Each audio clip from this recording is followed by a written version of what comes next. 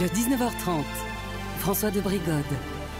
Bienvenue à tous dans ce journal. Voici les titres de l'actualité. Il veut transformer son handicap en atout. Il propose que l'on mette de la pub sur sa prothèse après avoir perdu un bras.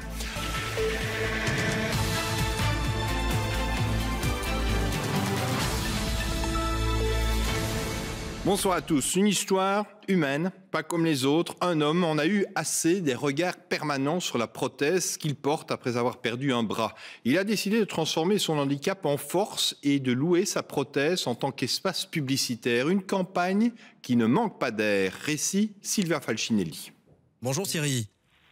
Bonjour. Vous avez donc décidé de commercialiser... C'est une histoire étonnante, celle de Thierry, qui a eu l'idée de louer sa prothèse de bras comme espace publicitaire. Parce que lorsque je me balade dans la rue, disons que les gens regardent souvent la prothèse. Une histoire entendue sur Vivacité et Bel RTL, une histoire relayée par la presse écrite et les réseaux sociaux. Et pourtant, cette histoire est fausse.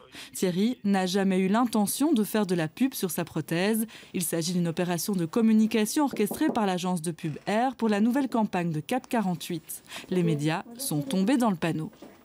J'ai joué le jeu et je m'en excuse, mais bon voilà, c'était le jeu.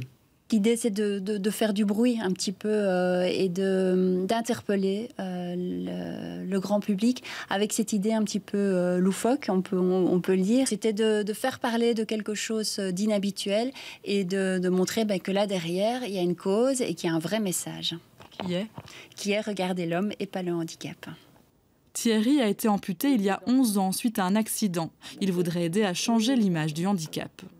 Je vois en rue les gens...